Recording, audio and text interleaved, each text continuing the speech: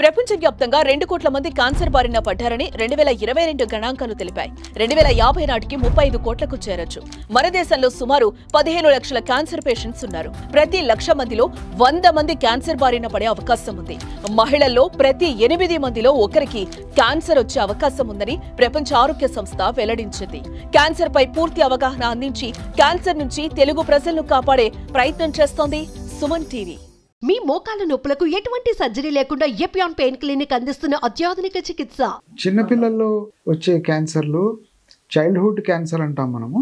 వాళ్ళలో leukemias, brain tumours, తర్వాత solid tumours అంటారు. సాలిడ్ ట్యూమర్స్ అంటే sarcoma, Ewing sarcoma, osteosarcoma, rhabdomyosarcoma, ఇలా రకరకాలుగా చిల్డ్రన్స్ లో క్యాన్సర్లు వస్తూ ఉంటాయి. కిడ్నీలో వచ్చే క్యాన్సర్ విల్మ్స్ ట్యూమర్ అంటారు. సో ఇంపార్టెంట్ విషయం ఏంటంటే వీటన్నిటికి కూడా మంచి మంచి ట్రీట్మెంట్లు ఉన్నాయి.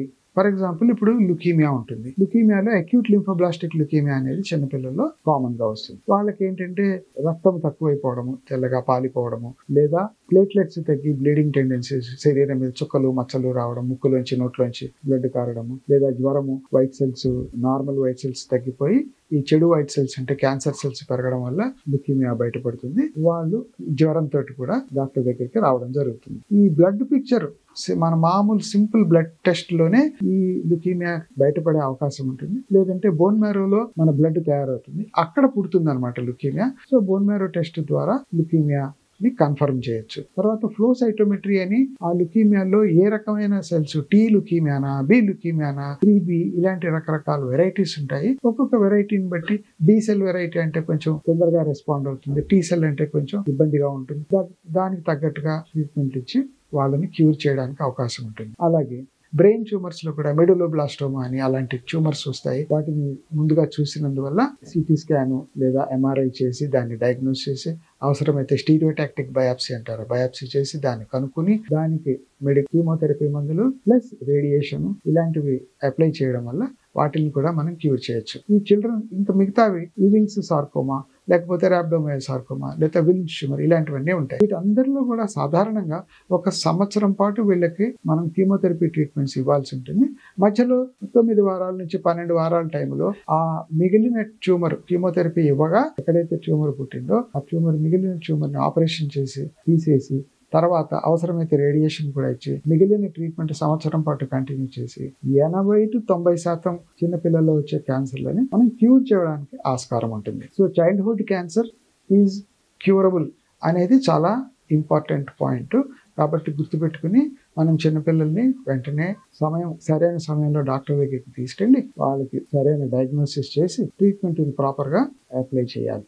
ఈ చిన్నపిల్లల క్యాన్సర్లోకి ఇంకొంచెం వివరంగా వెళ్ళడానికి మనం ఇప్పుడు ఆస్టియోసార్కోమా ఉదాహరణకి ఒక ట్యూమర్, బోన్లో వచ్చే ట్యూమర్. దాన్ని ఏం చేస్తామంటే ఆస్టియోసార్కోమా అనగానే ట్యూమరు ఎక్కడైతే పుట్టిందో ఆ పైన ఎముక కోసేసి దాన్ని యాంపిటేషన్ అంటారు. పూర్వం రోజుల్లో అలా చేసేవారు. ఇప్పుడు అలా కాకుండా ఎంత మేర అయితే ట్యూమర్ ఉందో అంతే తీసేటట్టుగా ముందు కీమోథెరపీ ఇచ్చి దాన్ని అక్కడికి లిమిట్ చేసి తర్వాత లింబ్ స్పేరింగ్ సర్జరీ అంటారు, అంతవరకే తీసి ఎంత ఏరియా అయితే బోన్లో కట్ చేశారో అంత వరకు ప్రాస్థెసిస్ అంటాం, ఆర్టిఫిషియల్ లింబ్ని తయారు చేసి అందులో పెట్టి వాళ్ళు మామూలుగా చెయ్యి కానీ కాలు కానీ ఆడించేటట్టుగా, కాలు అయితే చక్కగా నడిచేటట్టుగా, చెయ్యి అయితే చక్కగా పని చేసుకునేటట్టుగా లింబ్ స్పేరింగ్ సర్జరీ కూడా చేసి ట్రీట్మెంట్ ఆపరేషన్ తర్వాత కూడా ఇంకాస్త ట్రీట్మెంట్ ఇచ్చి క్యూర్ అయిపోయేటట్టు మనం చేయడానికి అవకాశం ఉంది. అలాగే జర్మ్ సెల్ ట్యూమర్స్ అంటారు, అవి కూడా చిన్న వయసులో సాధారణంగా 20 ఏళ్ల లోపు, మహా అయితే 25 ఏళ్ల లోపులోనే వస్తాయి.